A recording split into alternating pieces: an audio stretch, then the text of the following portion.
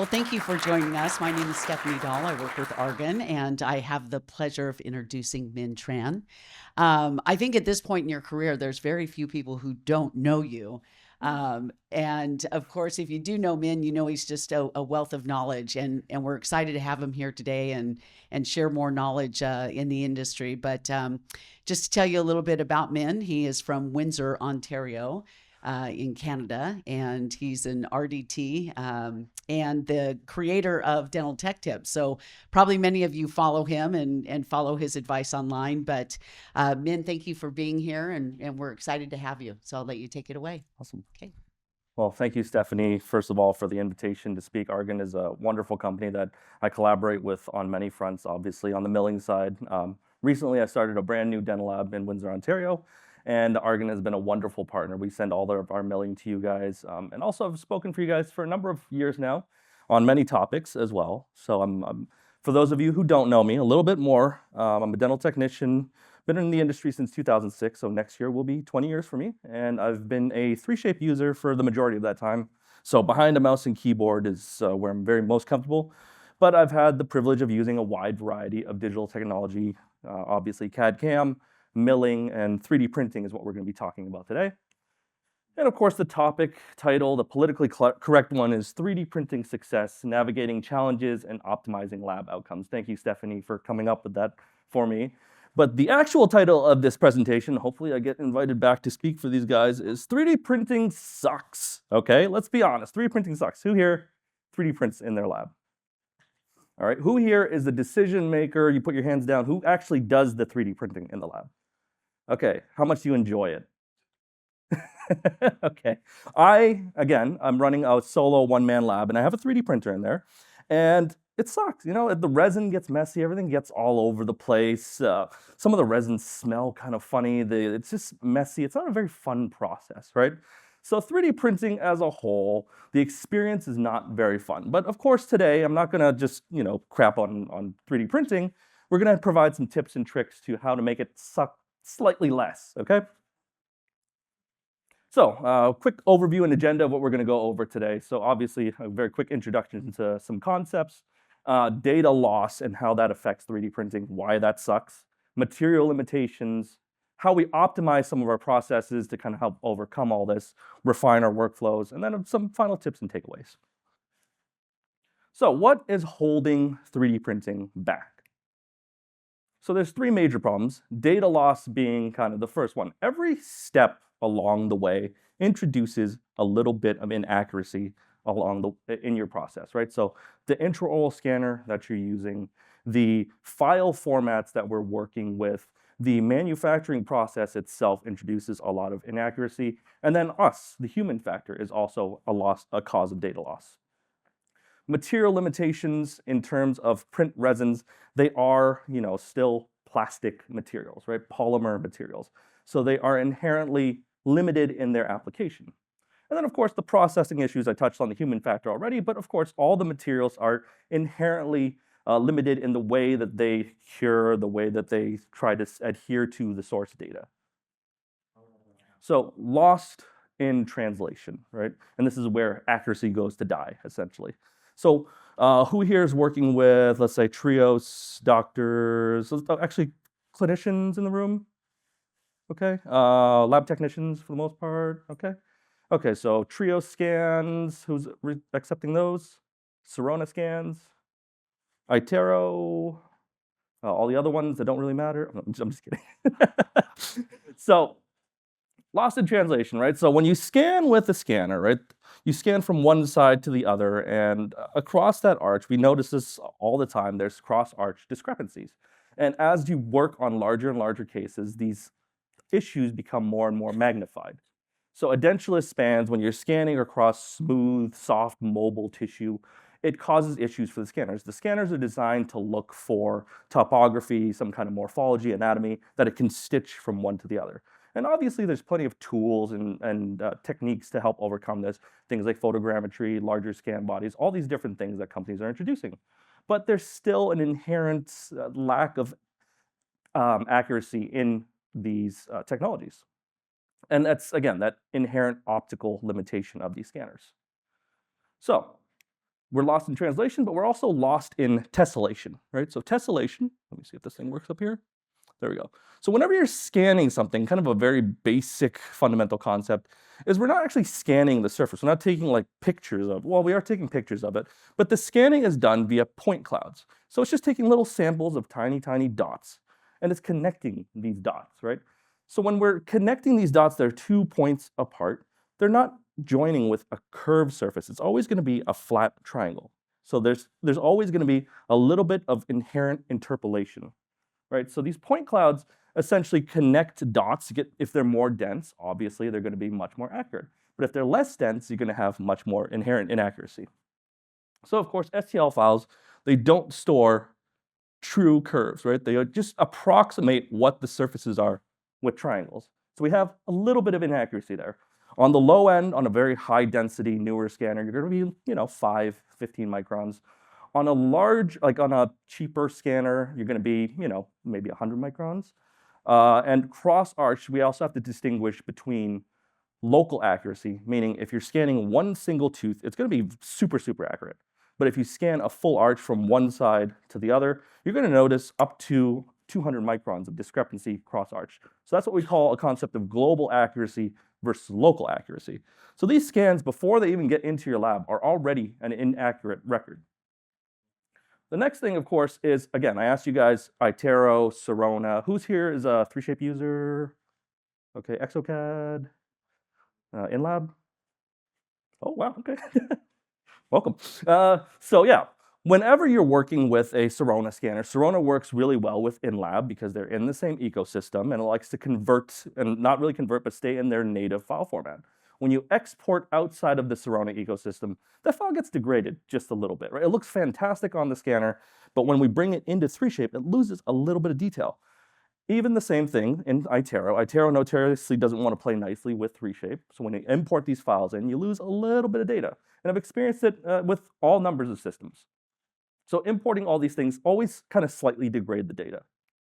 So let me show you some. So this is a study group, well, actually the beta group for 3Shape. So this is a co-diagnostics case that I did.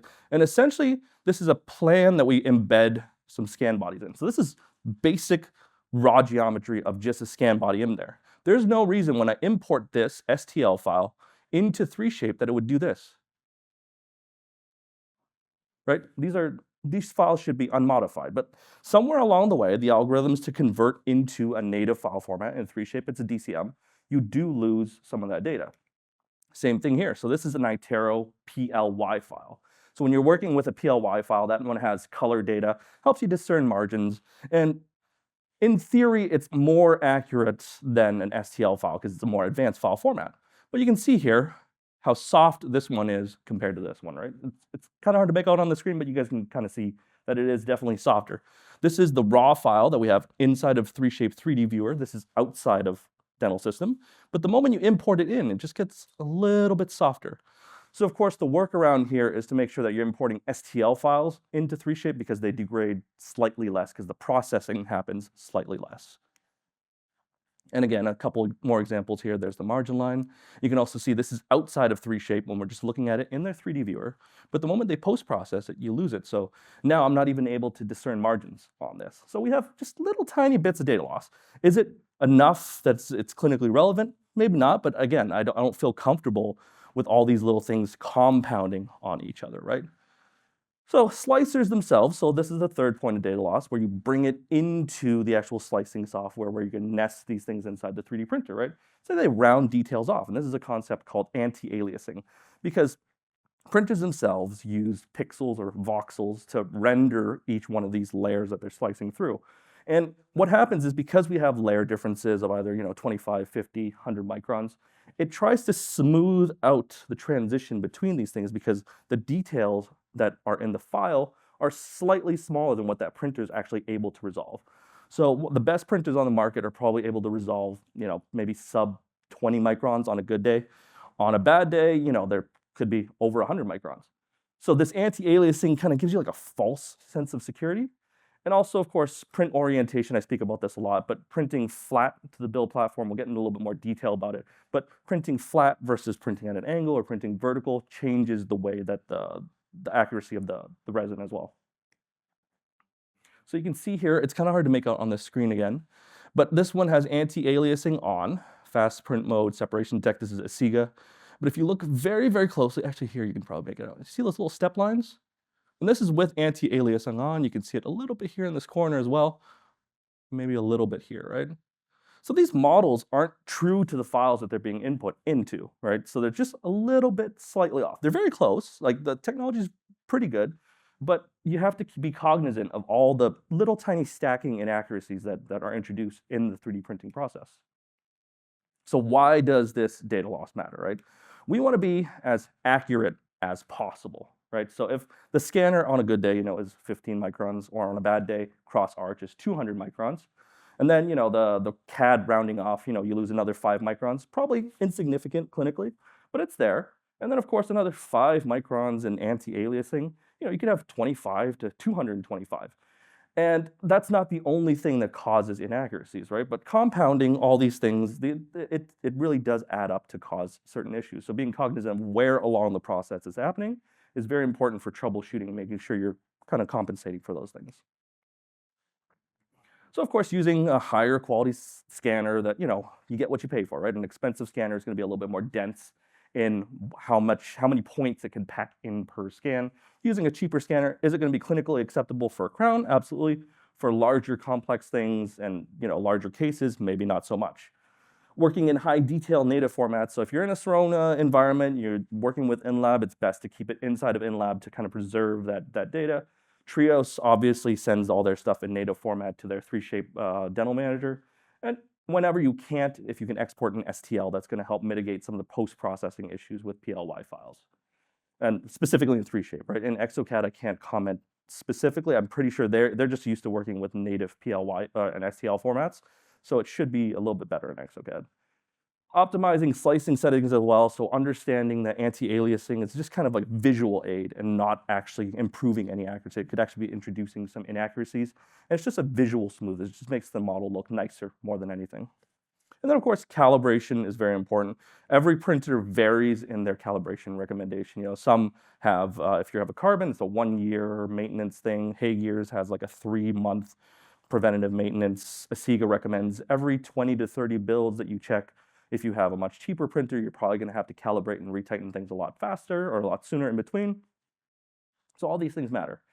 So of course, the material limitations. Let's talk a little bit about material limitations. Material strength, right? The numbers don't lie, or do they? Right, so I'm going to show you this chart here. So zirconia has a range from 900 to 1200 megapascals. Lithium disilicate, 400 or 500. PMMA is like 120. And some printed hybrid resins are like 100, 250. I've even seen some that market, 300, 400, 500 megapascals, right? So this number is great. Printed hybrid resins are just as good as PMMA or lithium disilicate if we look at the marketing material, right?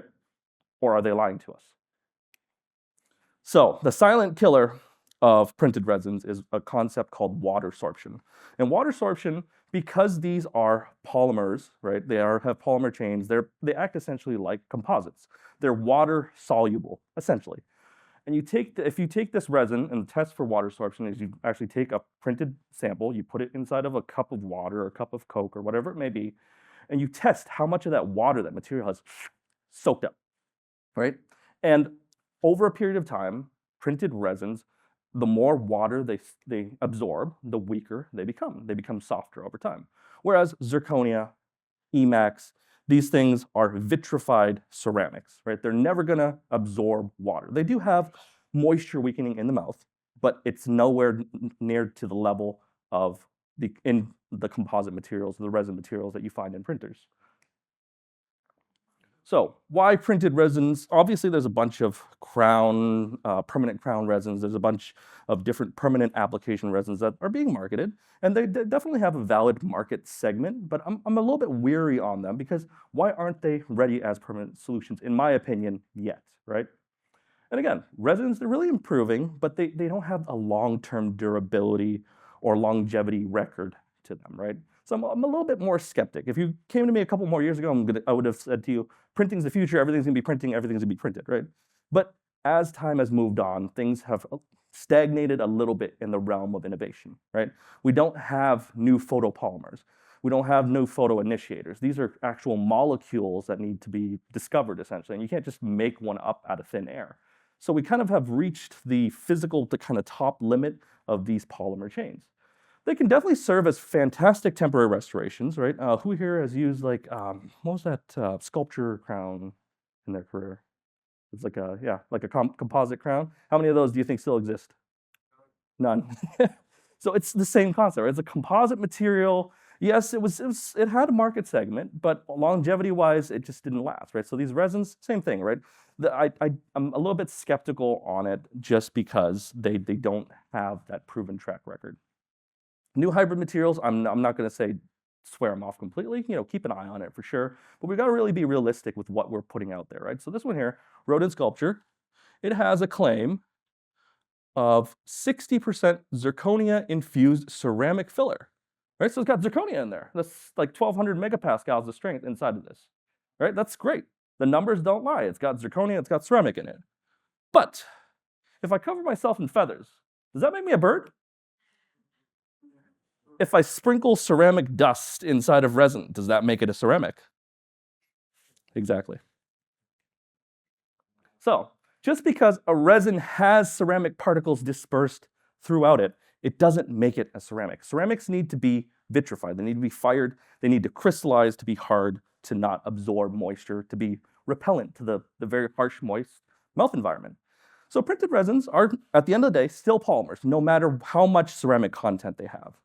So water absorption, shrinkage, wear, all of these things are key differences, right? So in a lab test, you'll see these numbers, right? You'll see that they have one sample of this resin, they have a sample of PMMA. For fun, they throw in an Emax, and they have all these wear tests, right? And the resin performs just as good, if not better, than a lithium disilicate. But what they're not showing is this is an in vitro test. It's not an in vivo. It's not inside a person's body, and it doesn't have any moisture associated with it. So how is that going to be a one-to-one? It's not an apples-to-apples comparison. So material innovations. What's coming next? So you guys are all going to walk away today not looking at any printing stuff. You're going to swear off printing. Of course not, right? 3D printing is still very much in its infancy, right? It's been a number of years now, but it's still growing. It's still progressing. And I'm still a huge advocate of 3D printing because I still believe in the technology. I think it has a lot of benefits. But the purpose of this talk today is to really have us thinking critically, right? I'm not up here. I don't work for Argen. I'm not a salesperson. I have no benefit to sell you guys anything. It's just sharing my expertise, I guess, and what I've seen working with 3D printing for the time that I have. So higher density resins. So it's funny because I had dinner with Amir Mansouri, who's the CEO of SprintRay. And we're sitting down and we were just talking about all the stuff that I've been telling you guys. Printers have kind of like a resin limitation, and he agreed with me. He's got like a PhD in chemistry or something like that, so he knows way more than I do, but it was good to have some kind of validation that I was on the right track. And I mentioned to him, like, hey, Amir, like, couldn't we do like a vacuum or some kind of, because anybody ever use a Bago Wiro press for investment? Yeah, okay. And the whole concept of that is you put your investment inside of this little chamber and you apply vacuum to it, so you get a much denser, more bubble-free and much harder investment, essentially, right? And what that does is it makes the material kind of pack a little bit harder in there. So I mentioned this to him, like, oh, I'll give you a freebie. Just maybe you guys can investigate in your R&D a little bit about, doing something under pressure or anything like that. And he just kind of gives me a smile. He's just completely coy about it. And then like next week they announced their SprintRay Midas printer. Anybody familiar with the Midas at all? A little bit? Okay. So the Midas printer is a little bit of a different because it has just these little tiny capsules. And they're about this big.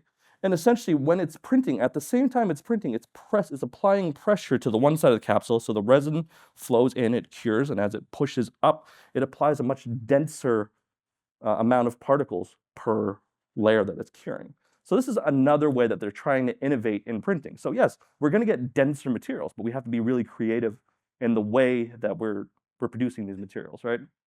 So I'm very excited about that.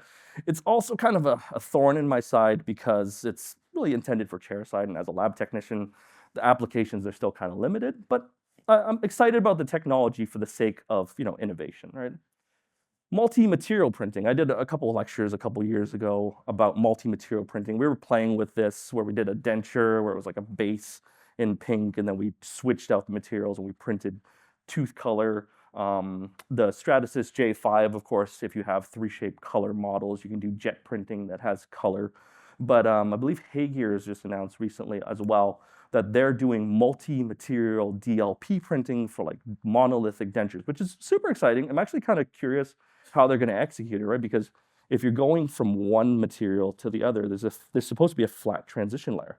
But apparently they've kind of figured out a way to get interdental papilla to be in pink, which is really cool. So again, a lot of innovation on the 3D printing front for a number of reasons. So obviously, printing dentures is a very cool concept because if you're not aware, the workforce that's kind of powering dentures today is, all above 65. They're going to be within the range of retirement very, very soon. And the ability to replace that labor force is almost negligible. There's nobody entering the industry, and ultimately doing dentures is not fun, right? So we have a huge demand for dentures, but no hands and no bodies to actually do them. So the ability to print these things in monolithic, right, and where you're minimizing the skill level and the human error is very exciting. And of course, bioprinting, all this is like kind of really, really far away, but printing applications in biocompatible human, like actually printing teeth. I think there's some universities overseas, like in Japan, where they're actually printing teeth from enamel material, right? So very, very cool, but that's a little bit further down the line. One other thing with 3D printing is don't trust, but verify, right? So one of the things I do very often is, as technicians, we are always trained, you get a model, you have a crown, you fit the crown to the model, right? That's ingrained in us. The margin is king, the contacts are king. Well, 3D printing is a little bit different. All those concepts that I introduced to you guys, it's not the model that's accurate. I send all my stuff to Argen, right? And they have their mills well calibrated. I know for a fact that if I adhere to their materials file, keep my margins the way they are, I set my contacts to minus 0.01 when I cut it. I have 3/10 under occlusion for when I design it. It's going to drop into that model, and it's going to be almost perfect every single time. But more often than not, what I'll see is I'll put it on the model, and it'll be just a little bit tight on one side, or it'll be a little bit loose on the other contact, right? And instinctually, you're going to want to adjust the crown to fit the model. But it actually needs to be done in reverse. You need to adjust the model to fit the crown. It's really a glorified restoration holder at this point. It's more for the doctors to feel good about themselves that you've done a little bit of work. And even in the lab, if you have some kind of old, miserable technicians that are kind of stuck in their ways, you have to provide them with a model to appease their primal instincts of having to do something to feel like they've earned their money today. So what I do actually is when I'm very, very skeptical about it, I'll actually take the model, I'll bring it, put it back into my desktop scanner, I'll scan this model, and then I'll bring it into exocad or 3Shape. exocad's a little bit faster for these alignment QCs, but I'll bring the source model that I had built the model with, overlay it with the QC model, and then very quickly I'll record a video or I'll take a screenshot, and you'll see that it's 40 microns shy on this contact. So we know that if it's 40 microns shy and it feels light, then I know for a fact that I don't need to add or I don't need to adjust that contact. We have to trust what's been milled. Again, using all the heat maps and all these things to compare and verify. So accuracy, again, I use this all the time, but a printer can definitely hit the mark all the time, but is it accurate to the original data, right? It could also be very inaccurate, right? Not precise, and it's not hitting the bullseye at all. This is obviously very accurate, but it's within the range, but it's not precise. Not everything is in the bullseye. And then finally, of course, you have accurate and precise, where it's hitting its mark every time. I'd say we're still quite a ways from here. Some of the more expensive printers are definitely they're closing the gap, right? But we're not quite there yet. Milling has been like this for a number of years now, so it's still the gold standard for your final restorations. So your printer, of course, is lying to you. There's that local accuracy I was talking to you about with 20 to 30 microns of pixel resolution, the ability to resolve things within a certain range that's acceptable, right?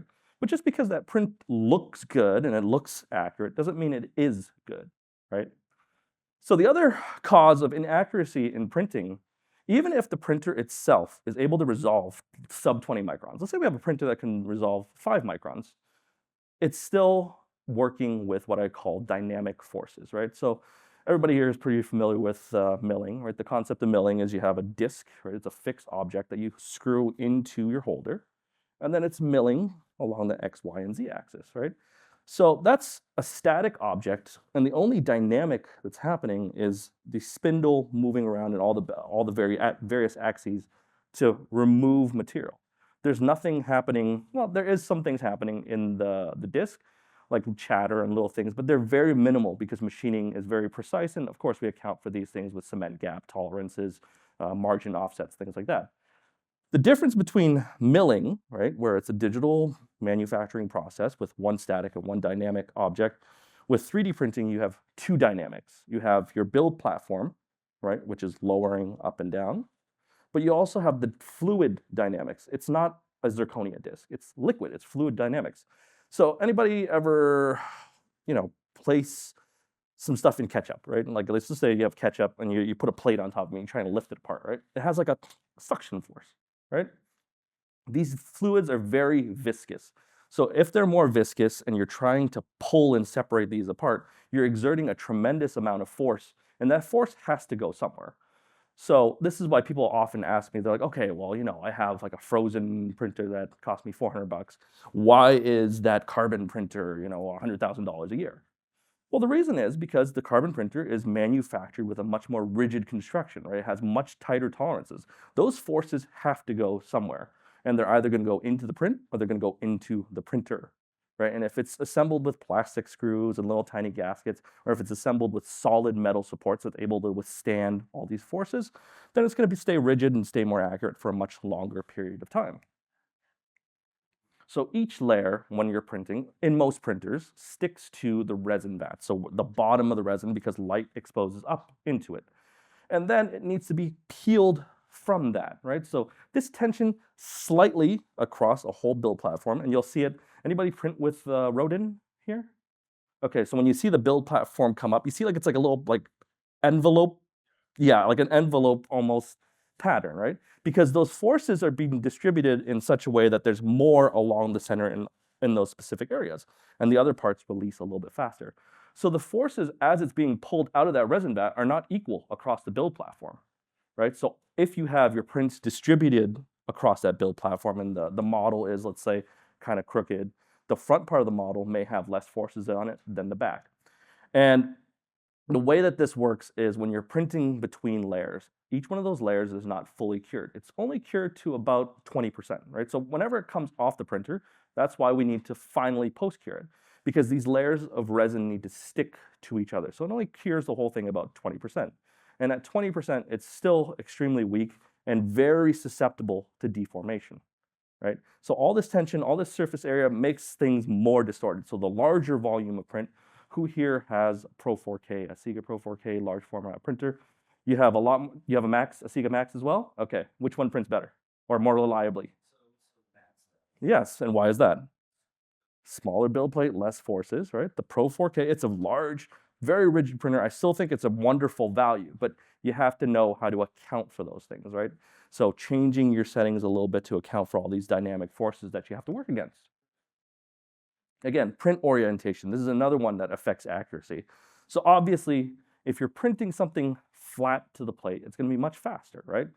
But again, you have a much larger cross section every time that you're printing. So the larger the cross section, the more peel forces. If you angle it on, let's say, a 35, 45 degree, each individual slice that you're printing has a much smaller surface area, and it's less susceptible to that distortion during peeling. So you would say, okay, well, you know what? I'm just going to print everything completely vertical, right? The studies have actually shown that printing something completely vertical, what happens is because those cross sections are so narrow and you're essentially stacking little tiny slices between each other, right? It actually weakens the overall, let's say for a splint. The splint is actually weaker because it's bending along that axis, right? Because it's like an accordion that's been printed rather than a flat surface, right? So there is kind of a happy medium that you want to find between there. So angled printing, of course, reduces all that. So that's why I try to do that as much as possible. Again, they're pretty good. I print my models flat. I'm not going to angle all my models. It works pretty well, but understanding that there are some inherent distortions and being cognizant of that is how you're going to, again, mitigate it as much as possible. Polymerization shrinkage, right? So we used to put posterior palatal seals in dentures. Why? To account for polymerization shrinkage. And 3D print resins are very much the same, that they are polymer chains, right? So whenever you have anything that kicks off that polymerization process, there's an inherent little bit of polymerization shrinkage. So I touched on this already, but the printer itself, when it's printing, they are only 20% cured, right? So we really need to post-cure these things. But whenever we post-cure these things, we're introducing light, we're introducing heat, and that heat can also cause distortion, right? So even when you take things off the build platform and it's only 20% cured and you're using, a scraper or like a little rubber mallet or something to kind of knock these prints off the build platform, you're slightly deforming these models. There needs to be some force to remove these off of the build platform. So you're always slightly distorting these prints a little bit.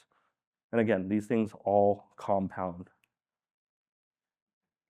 So light source degradation is another one, right? So a printer, Asiga is probably my brand of choice because they are very good in their process monitoring technologies. They have what's called an internal radiometer, and that internal radiometer measures the light. So the light goes through the radiometer, and over the lifespan of any kind of projector, that light source is going to weaken itself over the number of years that you have it in service. What that internal radiometer does is it actually compensates for that by either boosting the amount of cure time or boosting the light source so it's always at the calibrated level that it's supposed to be.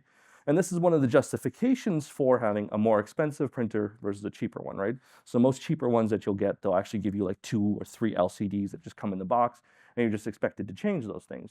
So it's definitely something to be mindful of, right? So if your printer, when it's new versus your printer in 2 years from now, if you're using the same settings, they're not going to be the same prints.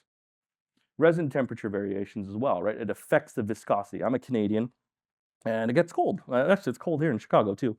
But if you have a room, depending on how large your lab is or wherever you have the printers, if you have it in an industrial setting, maybe you have the temperature go down at night, right? And there's no heat on when nobody's in the building. And then in the summer, it gets really hot in there and you guys have just like a little tiny AC unit or whatever it may be. The temperature affects the viscosity of these things. A lot of these print resins need to be heated to a certain amount so they can flow more readily, right? So it reduces those forces. So a little quick Canadian printing tech tip is to get yourself a little space heater and actually point it towards your printing area and keep that area kind of at an ambient temperature of about 30 degrees Celsius. And that really helps because it helps internally printers that have these internal heaters. So the Asiga Ultra that I have has an internal heater in there. I keep it set at 30 degrees, but because of these components are kind of packed together so tightly, it's actually affecting the LCD screen on it. They sent me a new one under warranty, but just to help the printer along so it's not using as much energy or it's better for durability, having that also helps the ambient temperature around stay kind of more consistent. And then obviously support structures are very important, right? So you could support something. Somebody who here has just done auto supports, press print, you come back, you open it up, and then you look inside and there's nothing on there, right? Auto supports. So what happens is the software is trying to find a really nice balance between what they've found works 80% of the time with as minimal supports as possible while still being able to resolve or produce the part that you're printing. Whereas you can support it fully, right? But what ends up happening is cutting off those supports just sucks, right? Because then you lose all your detail, you're grinding things away, and it just looks like mush because what you designed is all covered, the anatomy or whatever it may be, is all covered by supports.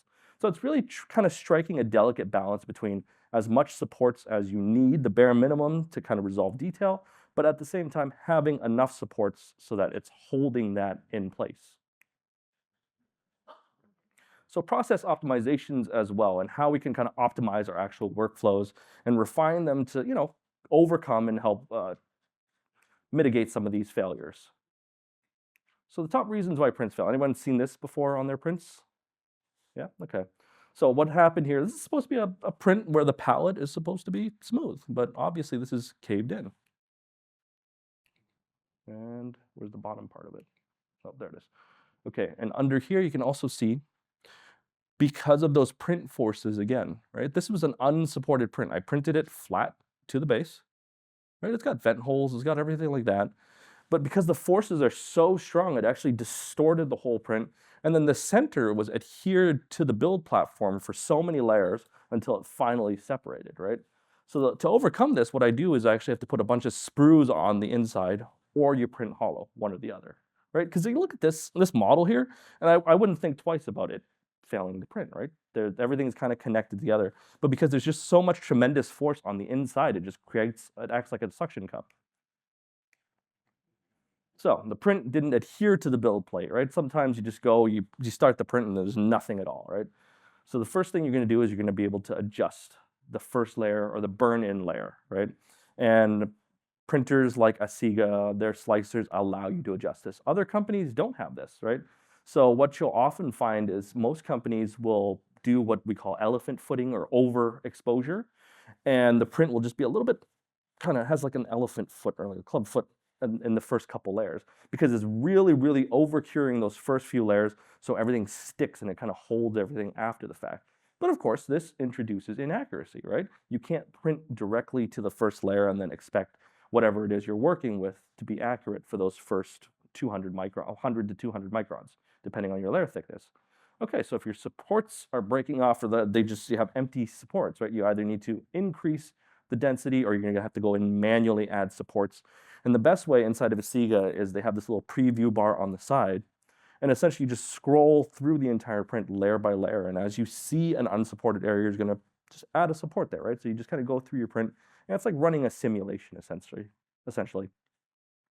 And then the print itself, is it distorted? Is it warped? Is it like, again, if you bring it into QC and you scan a full arch model in and it's just way out, by 300 microns, maybe we need to assess orienting it a little bit different to mitigate those peel forces. So in here, this is where you would adjust the burn-in layer. So you would go to your advanced settings. If you're using an Asiga printer, go here. And typically, if you're having adhesion issues, I recommend always changing this setting, the burn-in setting, and the exposure time by about 10-second increments, right? So if you still feel like you're printing something and it just kind of slides off the build platform, or it's not adhering well, increasing these by 10-second increments and then doing another iterative batch to see if it works well is how you kind of find your sweet spot specifically, right? And the other thing is the build platforms themselves, yes, they are lapped to be very, very flat. And this is why you have to calibrate them to the glass, because these two objects need to be parallel with each other. But they're not 100% parallel either, right? So there's like a little bit of tolerance, a little bit of gap. Like some printers, on one side of the build platform may be 75 microns off, where on the other side of the build platform, you're going to see it's 25 microns or 15 microns or 0 microns. So it's never perfectly flat to the build platform. One of the printers I really like actually is Rapid Shape. It's a little bit convoluted in the way that they do their calibration, because you have like 8 screws that you have to set in different ways, but you get a lot of control over how you parallel the two build platforms together. Asiga, they have just a single point calibration, which is great for simplicity, but at the same time, you have to be very meticulous in the way, especially on the Pro 4K, how you apply enough pressure so that when you're checking the parallelism of the build platform, that it's perfectly, well, as close to being flat as possible, right? And that's why what happens is sometimes you'll see on a build platform where half the platform will print and the other half is just empty, right? Because your build platform is ever so slightly not parallel to the actual resin vat.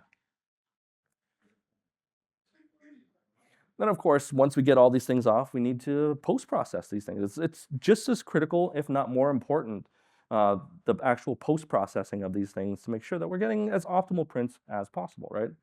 So, of course, adhering to the IFUs, making sure you're using the right solvents for whatever indication is that you're using inert environments as well. Everyone's aware of the oxygen inhibition layer when you're curing composites. So using either glycerin or nitrogen to create an inert environment for that. But of course, using a post-processing, washing with IPA, most things require like a 99% isopropyl alcohol to wash things. But again, consult the IFU, right? What you see is some people using ethanol, or they'll use polyether, so like the Innova Print Wash from Harvest Dental. And some IFUs include those things in there. But if it's not in there, I'm a little bit weary about it. You also need to be certain that if you're using, let's say, a rodent, you should not soak inside of resin at all, because it causes it to have like this kind of whitish surface on it.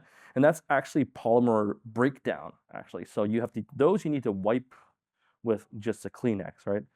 So the other thing is making sure that you're not overwashing these things. Again, these materials have sorption rates, right? So because it's in its uncured state, if you're washing for longer than 4 or 5 minutes is usually the upper limit, you're going to cause these models to swell slightly, right? And they're going to be slightly distorted.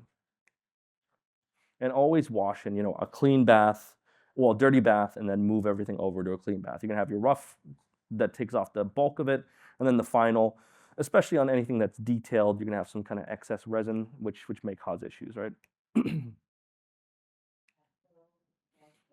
And then drying things off with compressed air. I used to say dry things off with compressed air. I'm not a big fan of like aerosolized resin and alcohol either, so maybe a fume hood would be good. I like to just set them out and kind of dry them, dab to dry, and they'll kind of dry on their own. Alcohol evaporates pretty quickly.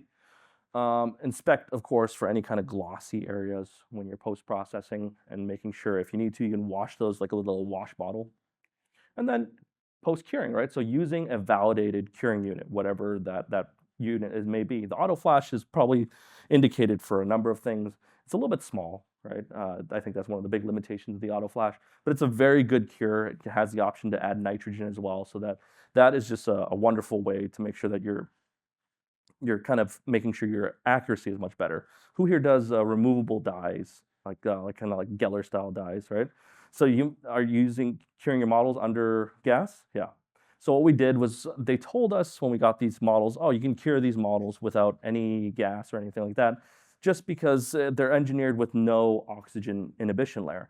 But I wanted those Geller style dyes that just kind of snap in. And when we cured them that way, there's just like a little bit of friction. Some were loose, some were tight. And believe it or not, just same prints, no changes in settings, but curing it under nitrogen, each one of those dyes is perfect every single time, and it just feels ever so slightly harder. The one kind of tip I have for everybody is actually you can kind of do your initial cure inside of the auto flash to kind of get that oxygen inhibition layer. So if you do 500 to 1,000 flashes in there under nitrogen, and then you move it to, let's say, like a standard LC3D bigger curing unit, it's already been inhibited. So now you can go ahead and do the final cure, a second cure on, like, let's say for 30 minutes inside of like a cheaper unit that has larger volume. Okay, so today I think we kind of covered that 3D printing really isn't the hero, right? It's the sidekick.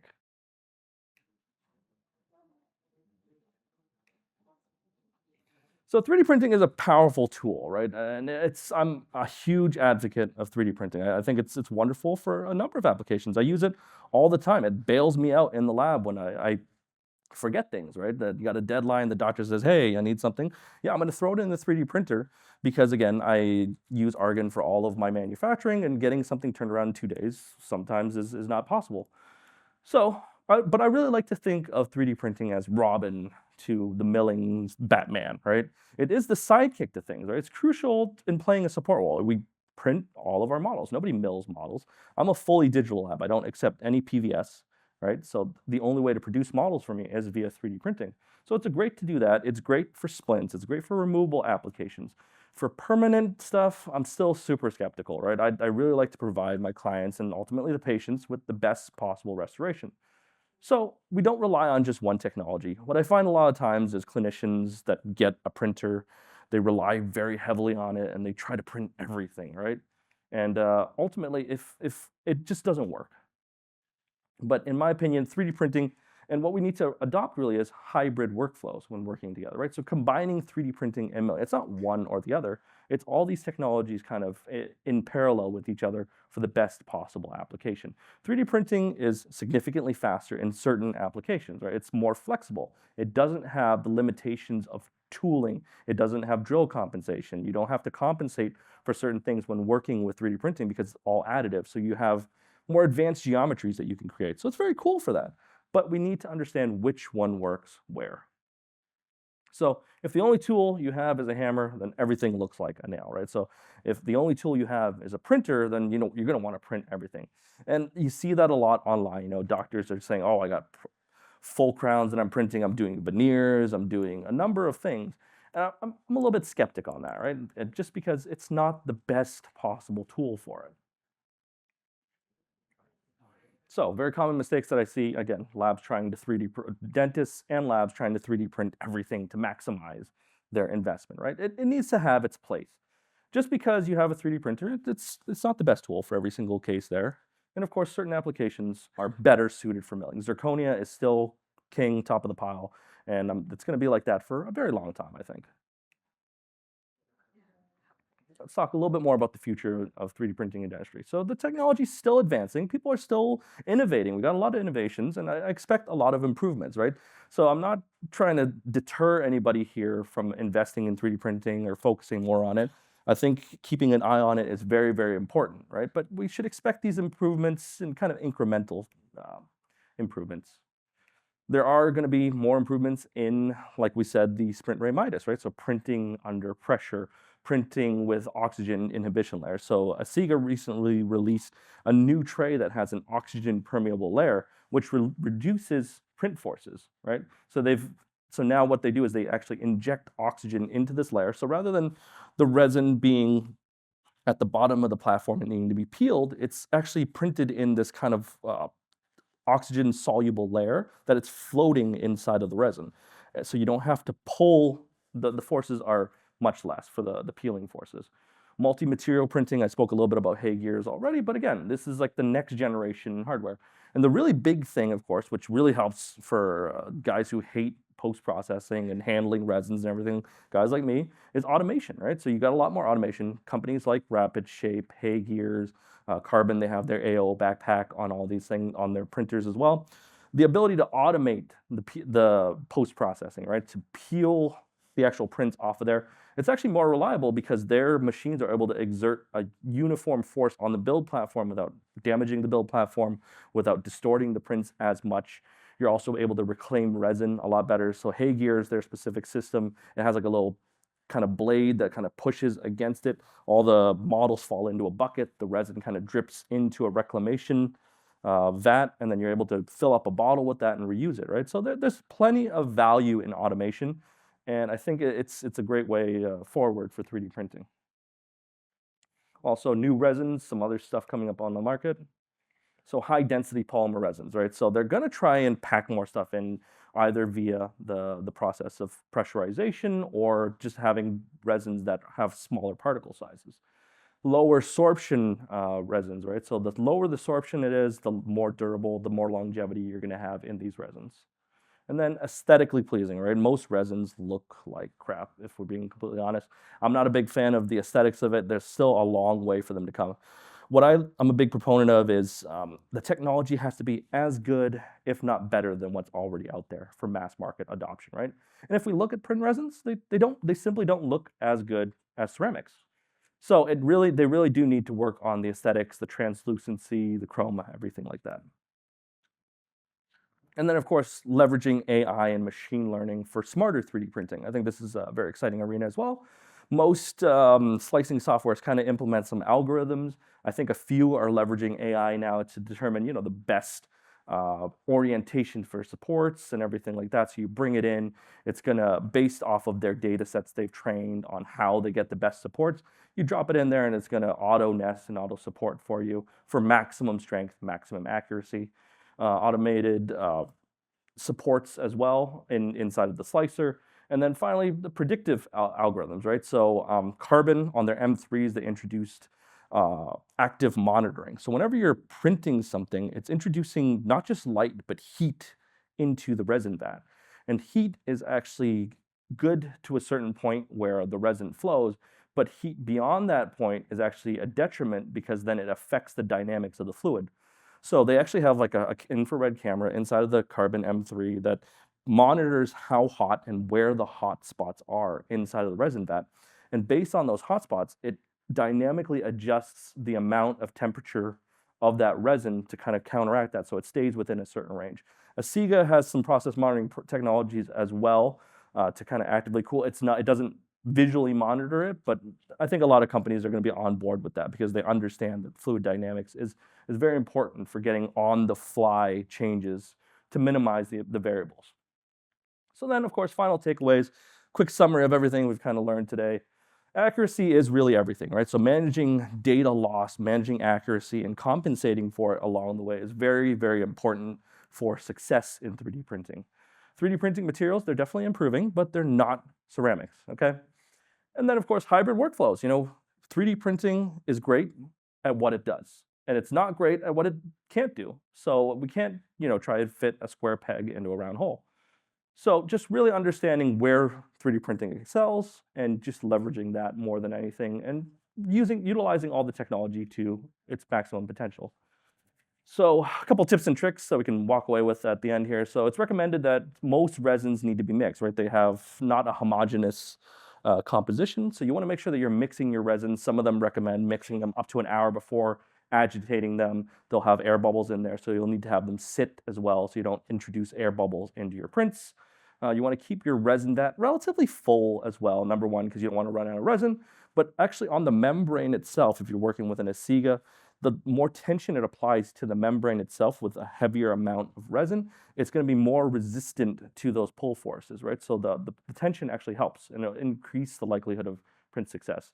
On the downside, the larger volume also increases the amount of forces that are distributed through the printer though. So you have to be mindful of that.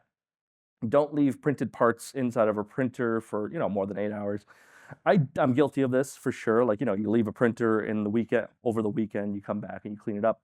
But even though they have those UV protective covers, some stray light can still penetrate through and it will kind of partially cure the resin.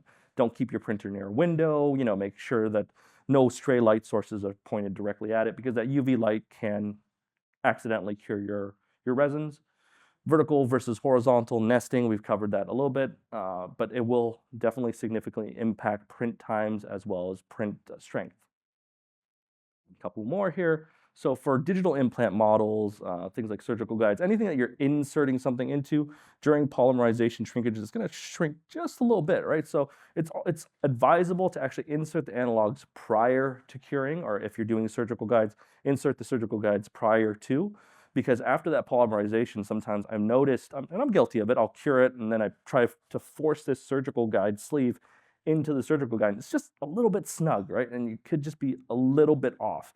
And so if you put it in its passive state and allow it to cure, your chances will be a little bit better that you're going to hit your mark there. So Argen has asked for you guys to scan this QR code and provide some feedback as well. And hopefully you guys are walking away from this with some new knowledge about 3D printing, hopefully, or some food for thought at least. So thank you.